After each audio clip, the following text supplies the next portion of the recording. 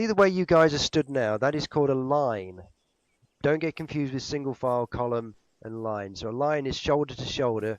So basically, we are in a line from left to right. This is a line. So if we're out there and I say, guys, get in a line, I mean shoulder to shoulder with, you know, we're maximizing the amount of firepower we can put to the front. A little weak on the flanks, obviously. But what we would normally do is we'd put a LMG or just somebody who's a really good shot with something that's fairly rapid fire on the flank. Initially, I would like everyone to be about this close because I want us to start out nice and close to each other just until we get more confident and we can do things better, basically. So we're going to be very, very close.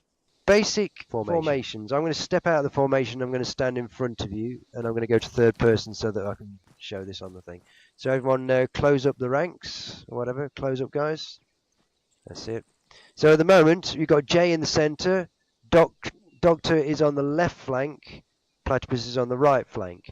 That is a line formation. Now, if Jay moves forwards a couple of steps, move forward a couple of steps, Jay. That is now a wedge formation. If Jay moves backwards about 4 steps, so Jay go to the back and out the back, keep going, that's it, stop.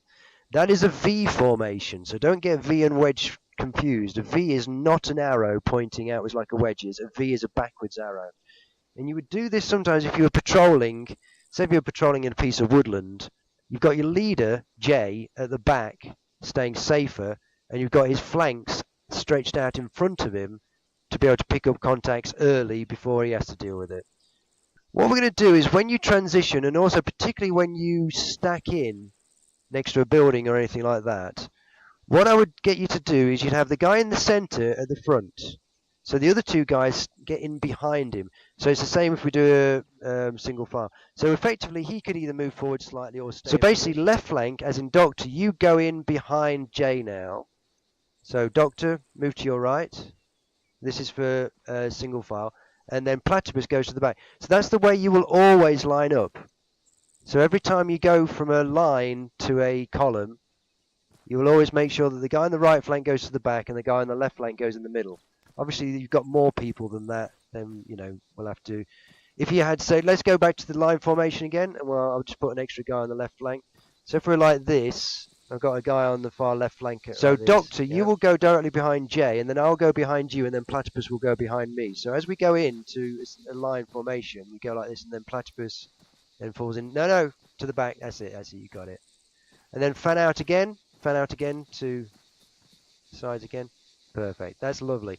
Now, if we can keep formation discipline, we can do a lot more useful things, like when you do contact reports, and you say there's an enemy. If you spread out all over the place randomly with random distances, it's very hard to know exactly where to look, especially if someone calls out a bearing. Back into a line again, guys. What I mean is that if you say that I am the enemy contact, all of you would call me now as contact front. No problem at all with that, contact front. If I'm over here, I'd like you to call it as contact front left. Or it doesn't even matter if you say contact left front. Or just contact left and then say front, just to, you know, so they know. Because obviously over this side, this is contact left. Even out to about here is contact left still. So it's kind of 45 degree, if you imagine a cone of 45 degrees towards your front, which is about here from where Jay is, I think. That is front. As soon as I cross over to about here, it's front left. And then as soon as I get to about here, it's left. And then obviously you've got the rear left and rear and all. Okay, so herringbone formation. Doctor doesn't know this one. I want you to line up in a column again. So with Jay at the front, just step forward. That's it, you got it. A herringbone, and if you look, Doctor, if you turn around and look at Platypus, see what he's doing. Just turn around and look at him. He is guarding the back because he knows this formation. I'm going to join the formation so that you see a proper herringbone. Jay is looking for... tell you what, we'll all crouch down. We'll all crouch down. Everyone crouch. That's it. Right, so basically the guy at the front in the herringbone looks to the front. He's covering that 45-degree cone to the front. The next guy is looking to the left like this. So you're looking over this way. Okay, so Doctor will be looking left. The next guy in line, third in line, will be looking to the right. See that, Doc? Dog, do you see me? Yep. And Jay, you know that as well. And then the guy at the back obviously is watching the rear.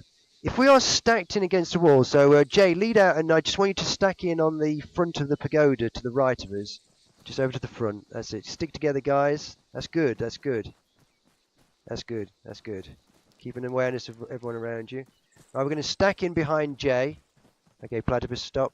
It's all right. You're here. Stop, stop. That's it. You got it. Right, we're going to stack in. Now, the herringbone, where you've got a wall against you, means that we've got an extra bit of covering arc on one side. So basically, the guy at the front still looks to the front, and assuming that he doesn't have like a corner, so he can't look over that way, let's just assume that it's a flat wall all the way. So he's looking to the front and front left. The next guy kind of looks at a 45-degree angle over at this angle. Instead of looking extreme left, you can look, that's it, you got it. And then the guy next, then, so both of us are going to be covering that middle section towards, you know, I mean, you're covering the front of that middle section, I'll cover the rear of that middle section. And then Platypus again is looking to the rear. So it just gives you a better coverage if you're up against a wall, which is why obviously it's a good idea to stack against walls. If you're going to say